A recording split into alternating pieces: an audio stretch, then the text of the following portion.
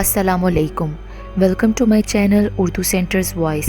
तमाम video updates के लिए उर्दू सेंटर्स वॉइस को सब्सक्राइब करके बेल नोटिफिकेशन को ऑन कर दें।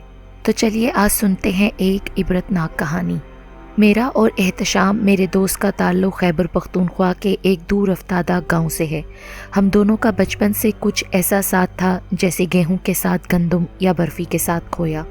हमारा बचपन साथ गुजरा था, एक दूसरे के साथ खेलते हुए और लड़ते हुए भी। मैं दिन का ज़्यादातर हिस्सा एहतशाम के घर ही गुजारता था। इसकी वजह एक तो एहतशाम से मेरी दोस्ती थी, दूसरी एहतशाम के अब्बू। एहतशाम के अब्बू मास्टर इकराम हमारे गांव के स्कूल के ही हेड मास्टर थे। उनकी शख्सियत बहुत बारोब थी, सब उनसे बहुत मरूब थे और मैं भी।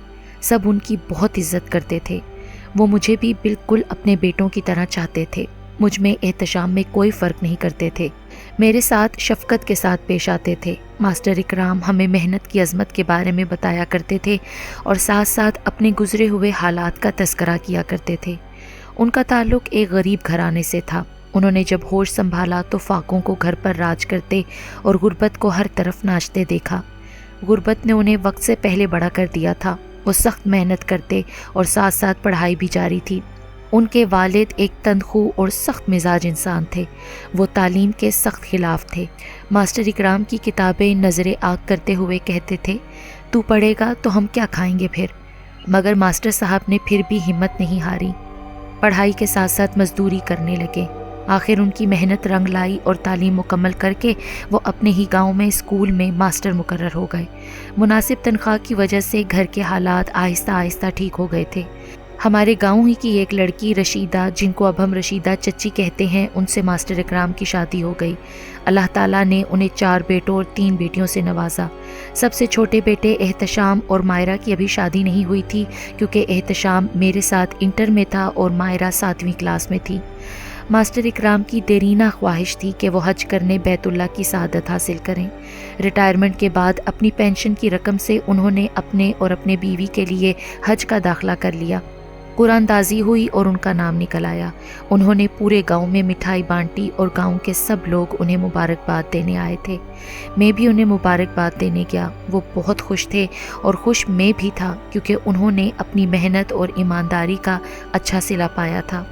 मगर उनकी रवानगी से चंद दिन कबल जब मैं और एहतशाम साथ बैठे पढ़ाई कर रहे थे तो उनके घर से फ़ोन आया कि मायरा की तबीयत ख़राब हो गई है। मैं भी एहतशाम के साथ उसके घर आ गया तो उसकी अम्मी ने बताया, मायरा उनकी बेटी अजीब व गरीब हरकतें करने लगी है। कभी बिला वजह हंसती है तो कभी रोती है। कहती है कि मेरे हाथ पैरों में जान नहीं, दिमाग पर एक बोझ सा है। मास्टर साहब और एहतशाम उसे डॉक्टर के पास ले गए। डॉक्टर ने मुआयना किया और तसल्ली दे दी कि परेशानी की कोई बात नहीं है, बस चंद दवाओं से ठीक हो जाएगी।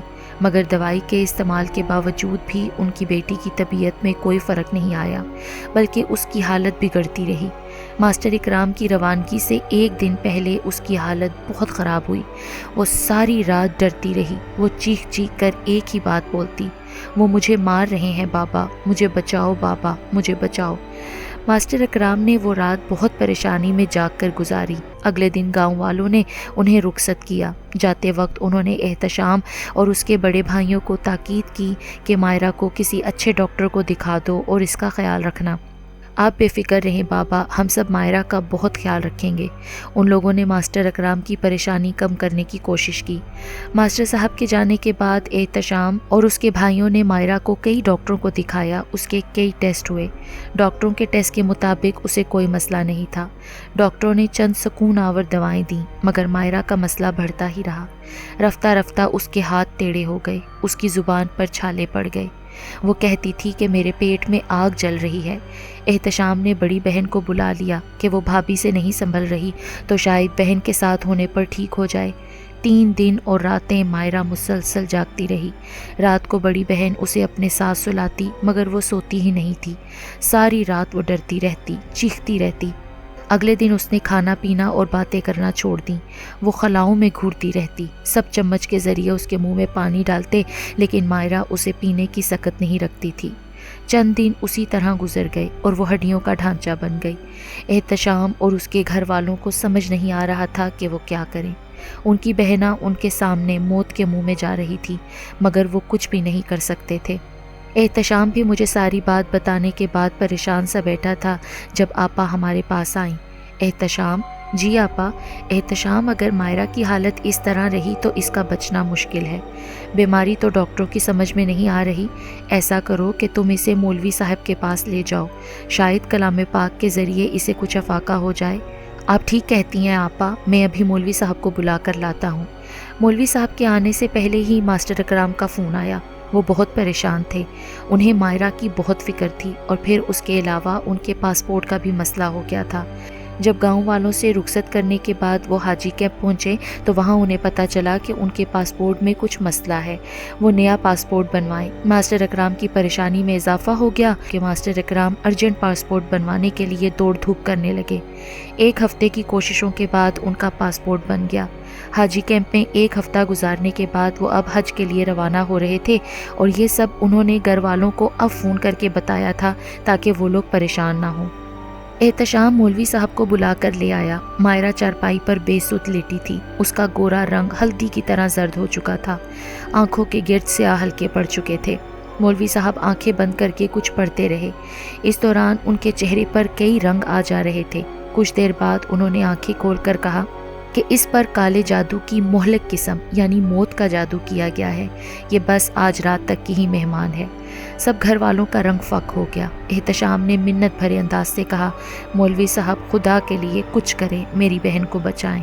بچانے والا تو وہ اللہ ہے بیٹا، اس جادو کا توڑ تو میرے پاس نہیں، مگر فکر نہ کریں، میرے استاد محترم کوہستان سے تشریف لائے ہیں، آپ کی خوش قسمتی ہے، وہ بہت بڑے عامل ہیں، میں ان کو بلا کر لاتا ہوں۔ مولوی صاحب یہ کہہ کر اٹھ گئے۔ کافی دیر کے بعد وہ جب واپس آئے تو ان کے ساتھ ایک نورانی شخصیت تھی۔ وہ نورانی بابا نہایت باروب لگ رہے تھے۔ السلام علیکم بابا جی، ادھر تشریف لے آئیں۔ احتشام کے بڑے بھائی نے ان سے مصافحہ کرتے ہوئے کہا۔ بابا مائرہ کو احتشام اور اس کی بڑی بہن کی موجودگی میں کمرے میں لے گئے، باقی سب کمرے سے باہر چلے گئے۔ بابا نے اپنے ارد گرد ایک حصار کھینچی اور آنکھیں بند کر کے کچھ پڑھنے لگے۔ کچھ دیر بعد مائرہ ایک جھٹکے سے اٹھی، اس کی آنکھیں لال انگارے ہو رہی تھیں، اس کے سر کے بال کھڑے تھے۔ اس نے غرا کر کہا، زندگی چاہیے ہو تو بھاگ جاؤ۔ یہ آواز یقیناً مائرہ کی نہیں تھی۔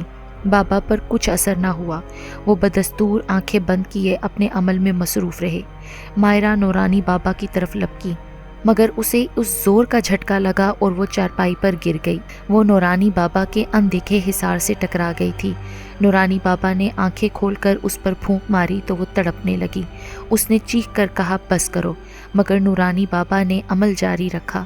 مائرہ کانوں پر ہاتھ رکھ کر چلانے لگی۔ کچھ دیر بعد جب نورانی بابا نے عمل ختم کر کے پھونک ماری تو مائرہ بے سدھ ہو کر بستر پر گر پڑی۔ احتشام اور آپا تیزی سے آگے آئے اور مائرہ کو سنبھالا۔ بیٹے فکر کی کوئی بات نہیں، تمہارے ایک رشتہ دار نے یہ کالا جادو کیا تھا۔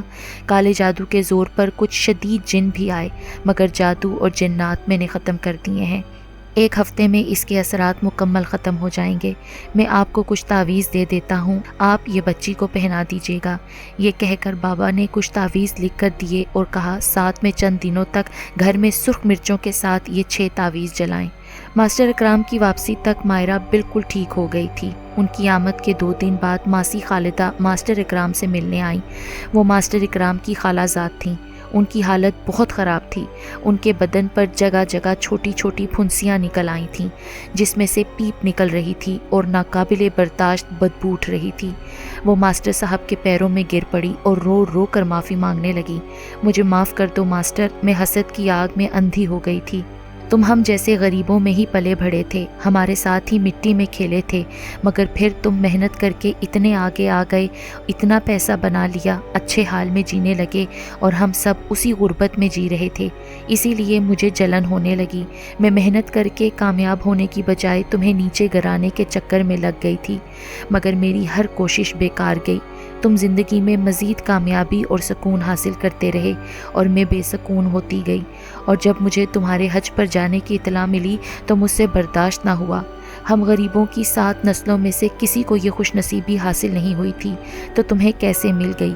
اس لیے میں نے تم سے یہ خوشی چھیننے کے لیے تمہاری بیٹی پر کالا جادو کروا دیا تھا۔ میں نے جس سے جادو کروایا تھا اس عامل نے مجھے خبردار بھی کیا تھا کہ اس کا انجام بہت برا بھی ہو سکتا ہے۔ اگر عمل الٹ ہو گیا تو اس صورت میں مجھے بہت نقصان ہوگا، مگر میں نے اس کی اس بات کا کوئی اثر نہ لیا۔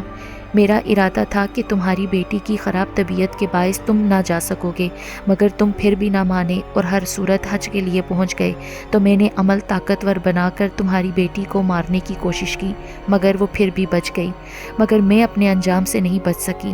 وہ رو رہی تھی اور ماسٹر اکرام دکھ کی کیفیت میں بیٹھے اسے دیکھ رہے تھے۔ ماسی خالدہ نے جو کام کیا تھا اس کا انجام ایسا ہی ہوتا ہے، جس سے بچنے کا کوئی راستہ نہیں ہوتا۔ یہ سچ ہے کہ حسد ایسی بلا ہے جو اگر چمٹ جائے تو پھر موت ہی آپ کا علاج ہوتی ہے۔ حاسد زندگی بھر حسد کی آگ میں جلتا ہے اور موت کے بعد جہنم کی آگ اس کا مقدر بنتی ہے۔